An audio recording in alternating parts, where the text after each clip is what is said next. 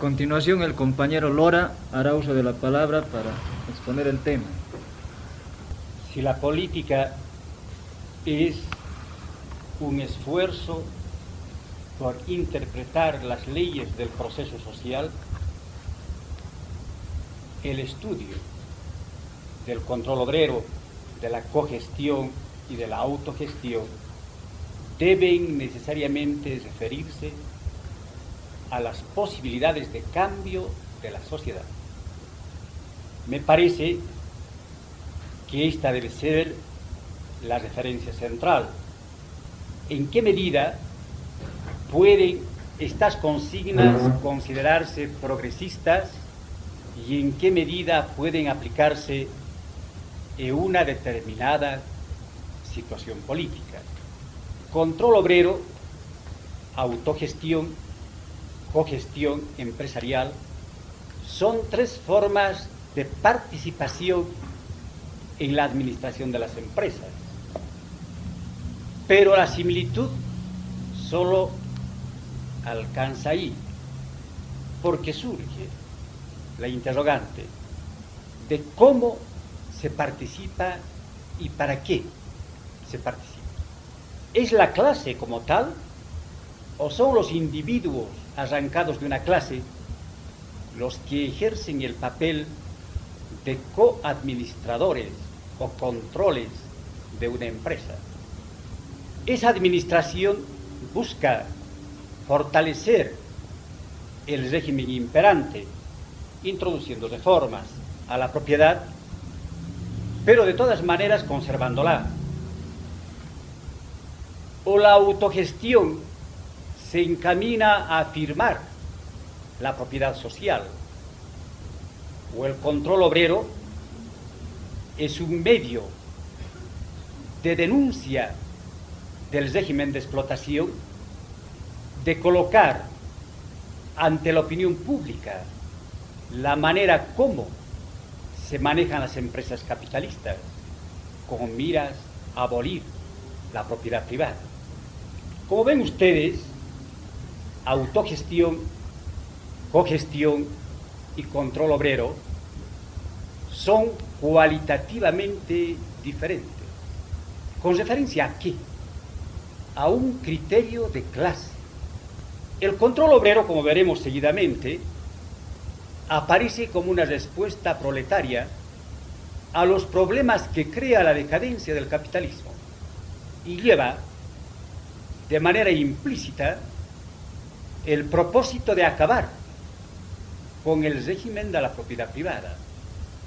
La cogestión, que nada tiene que ver con el control, ni por su origen, ni por el objetivo que se traza al colocarse a la cabeza de una empresa, aparece como una proposición burguesa, más concretamente, hecha por el reformismo socialdemócrata, con miras a perpetuar el régimen de la propiedad privada de los medios de producción.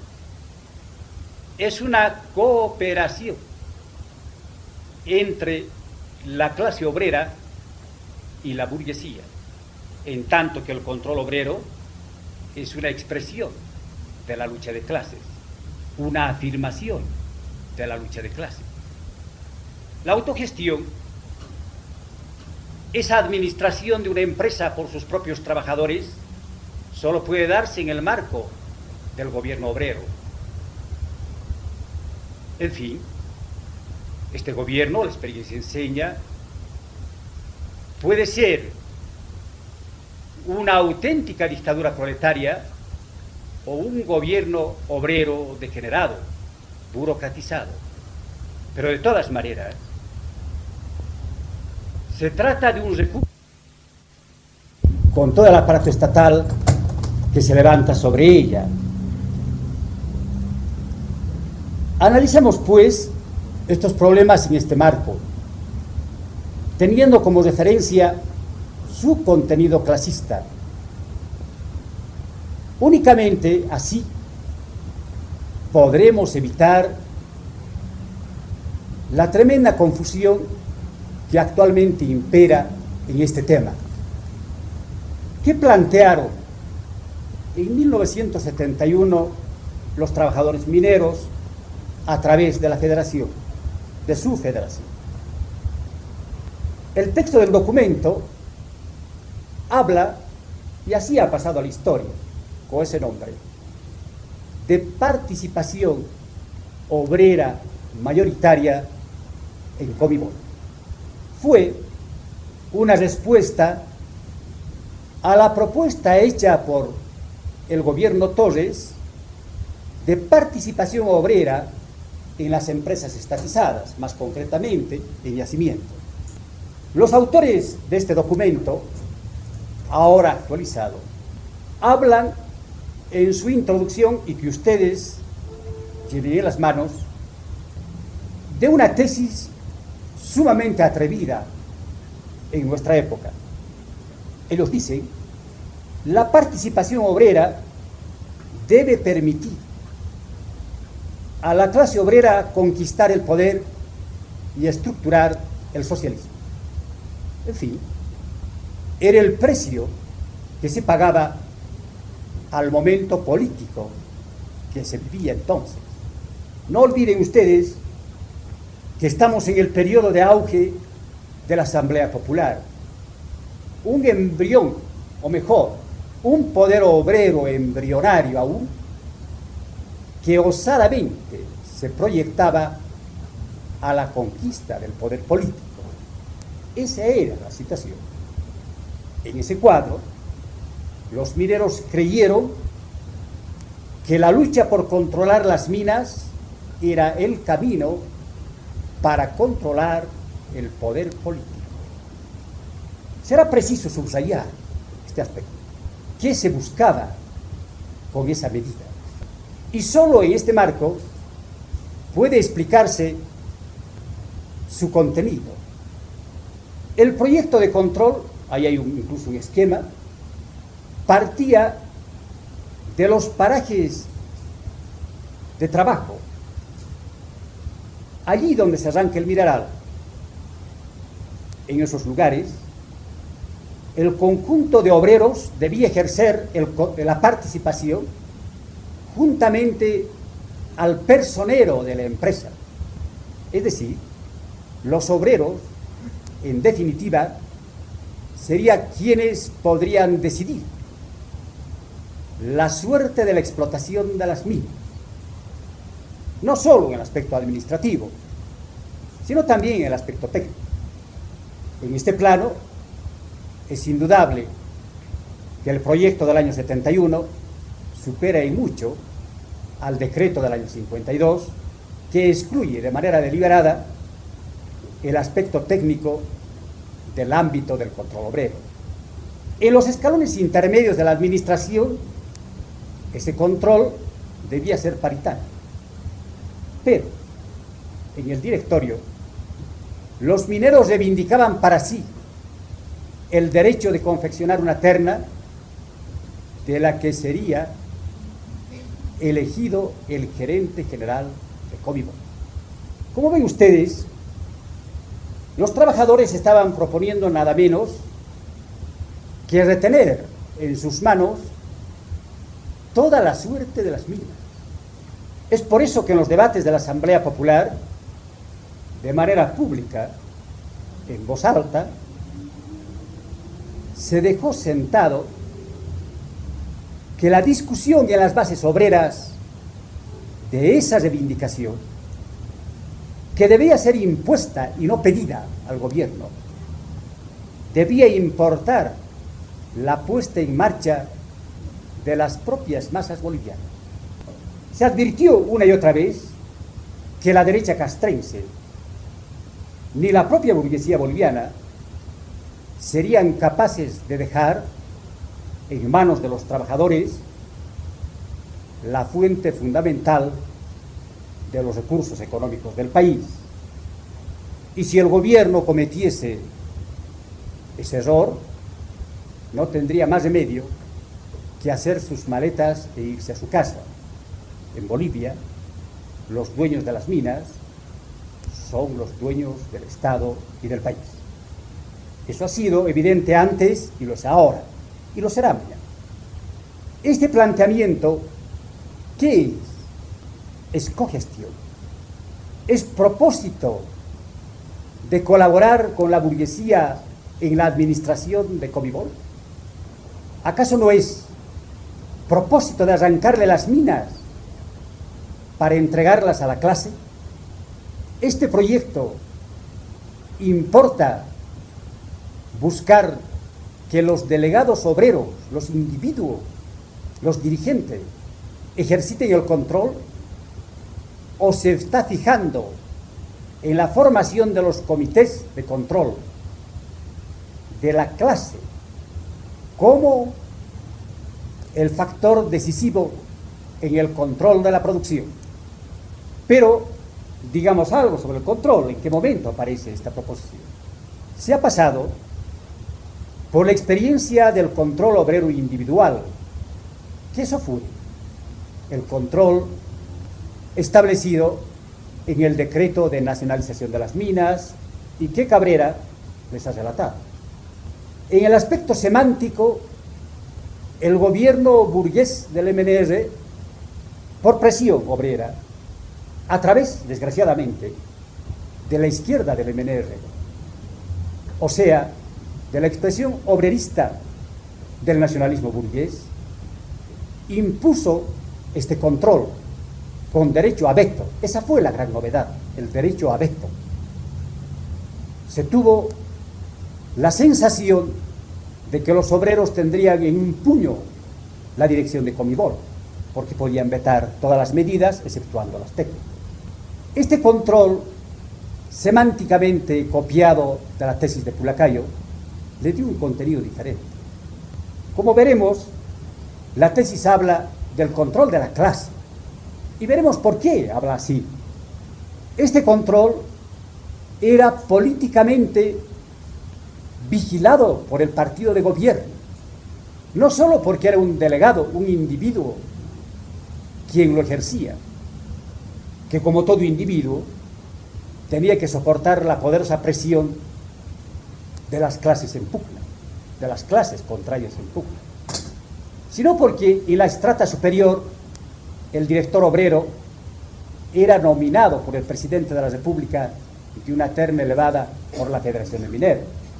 La clase obrera fue usurpada de lo que ella creía que era su conquista, el control obrero. Hubo confusión. Fue preciso pasar por la dolorosa experiencia del control. Fue preciso soportar los embates del civismo que buscaban anular la lucha de clases y el derecho de huelga bajo el pretexto de que los obreros eran gobierno y eran dueños de las minas, para convencerse que ese no era el control que habían pedido los hombres del subsuelo.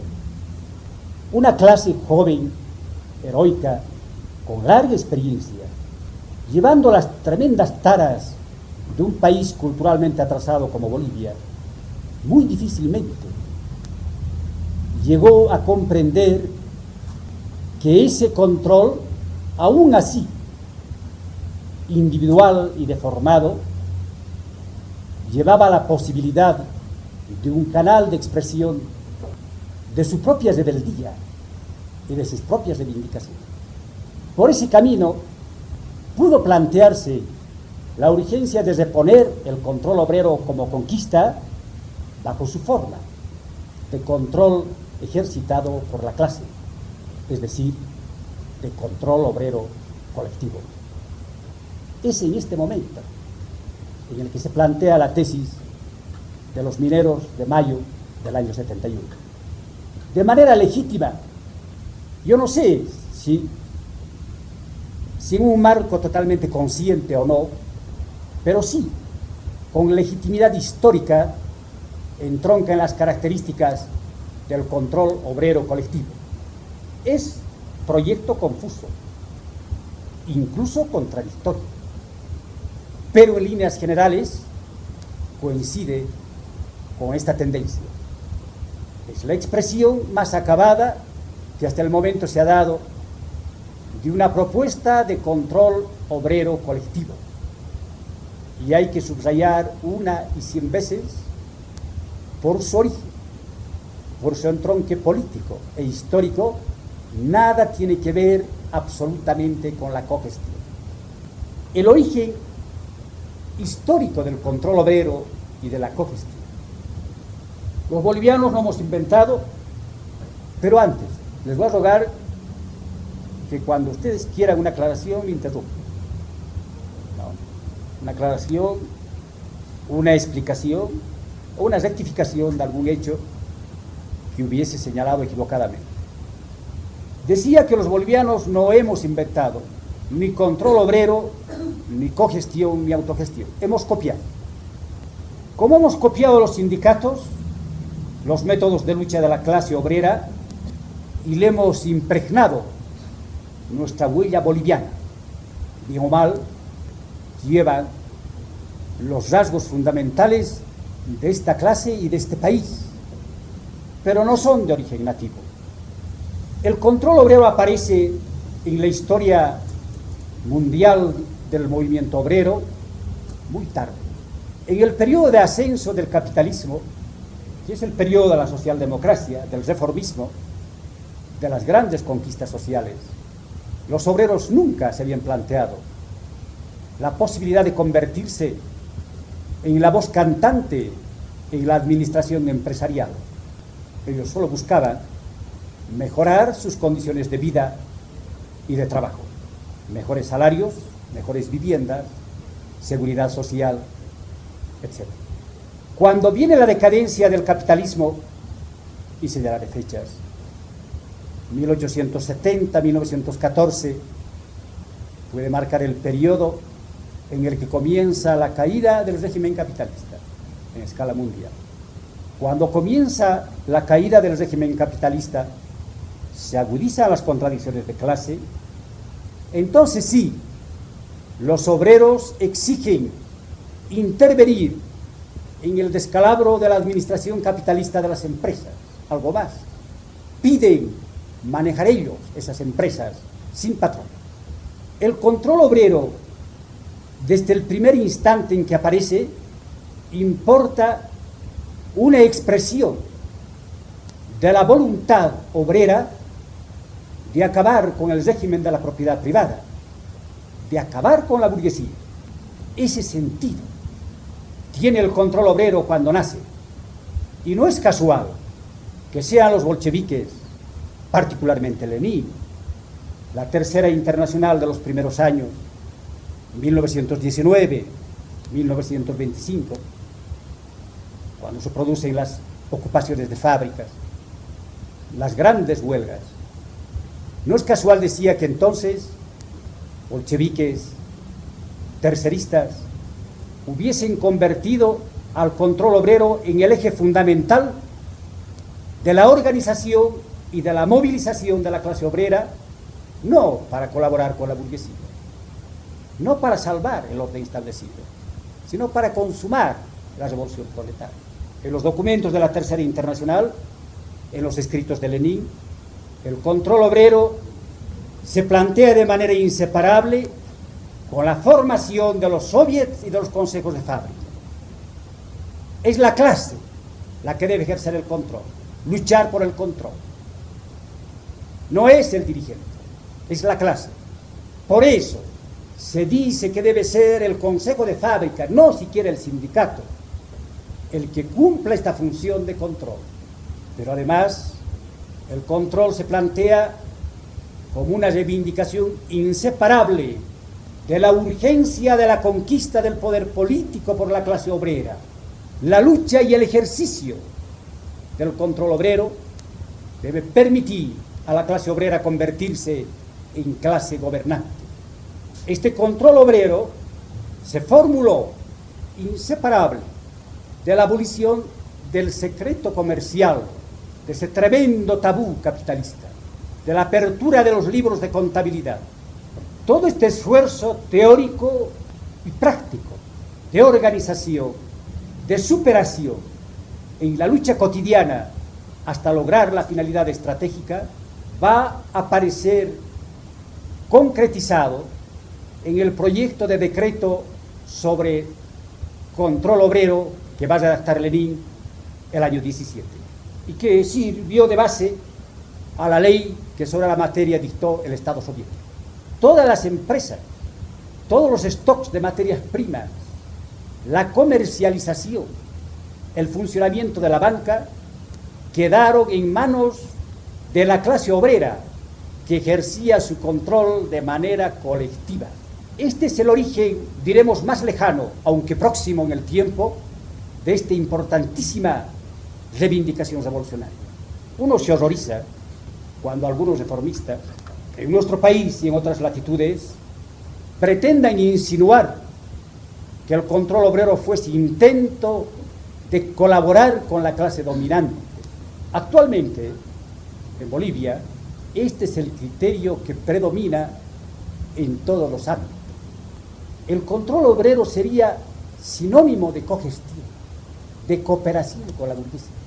Y en el campo de la ultraizquierda, no son pocos los grupos que señalan que el control obrero es una medida reformista y colaboracionista. Pero como hemos visto, por su filiación y su propia esencia, no solo que fue una reivindicación revolucionaria, sino que por necesidad planteada por la evolución de la lucha política, apareció como una reivindicación transitoria desde sus inicios. Yo me explico. El método de la reivindicación transitoria consiste en lo siguiente. Las masas solo se mueven por sus reivindicaciones inmediatas y se mueven en medio de su atraso, de su poca o considerable evolución de la conciencia de clase, de su mayor o menor grado de organización sindical o política. La respuesta transitoria, ¿qué quiere decir? Respuesta para poner al desnudo lo que es el capitalismo y lo que es el Estado dentro del capitalismo. Esa es la reivindicación transitoria. Piensen ustedes en la escala móvil. La respuesta común es el aumento del salario. La respuesta transitoria es la escala móvil. La escala móvil puede poner al desnudo la forma como se explota al obrero y cómo se distribuye la plusvalía. Y puede demostrar que el Estado es un instrumento de la burguesía en el manipuleo de la moneda y de los precios. Esa es la importancia, en perspectiva histórica, de la escala móvil, además de que garantiza la capacidad de compra de los salarios. Pero su trascendencia en el campo revolucionario radica en revelar estos secretos y al hacerlo en contribuir a la maduración política de los explotados y también a su organización y a su lucha, a su movilización. Entonces, una reivindicación transitoria es un puente que permite a los obreros, partiendo de su lucha diaria por sus necesidades inmediatas, salariales, y partiendo de sus propios prejuicios, de su atraso, encaminarse, aproximarse, apuntar hacia la conquista del poder político. No es necesario que repita que el control obrero nació dentro de esta concepción de reivindicación transitoria, inseparable de la perspectiva de la conquista del poder político, de la revolución social, para decirlo de manera breve. ¿Y por qué fue así? No por azar, ciertamente, sino como consecuencia de la evolución del propio pensamiento socialista internacional, que se vio colocado ante la necesidad de superar el viejo esquema socialdemócrata de los dos programas, el salario mínimo, de las reivindicaciones pequeñas y salariales, y el programa máximo de las reivindicaciones socialistas o de la realización del socialismo. La experiencia había demostrado que por este camino de los dos programas separadas por una laguna de tiempo se concluye en el reformismo. La socialdemocracia se hundió como la internacional reformista La tercera propuso superar este escollo, unir programa mínimo y máximo en un solo programa. Lucha por reformas, imprescindibles ciertamente, con la lucha por la revolución. Unidad entre táctica y estrategia. Eso será el programa de transición. Y el control obrero aparece dentro de este esfuerzo de superar los errores de la socialdemocracia. Trotsky toma estas discusiones y este pensamiento leninista, sobre todo a través de los 4 primeros congresos de la Tercera Internacional, sistematiza el concepto y plasma en 2 documentos memorables. En el programa de acción del año 34 que escribió para los franceses y el programa del año 38 llamado el programa de transición, que sirvió de base a la fundación de la Cuarta Internacional.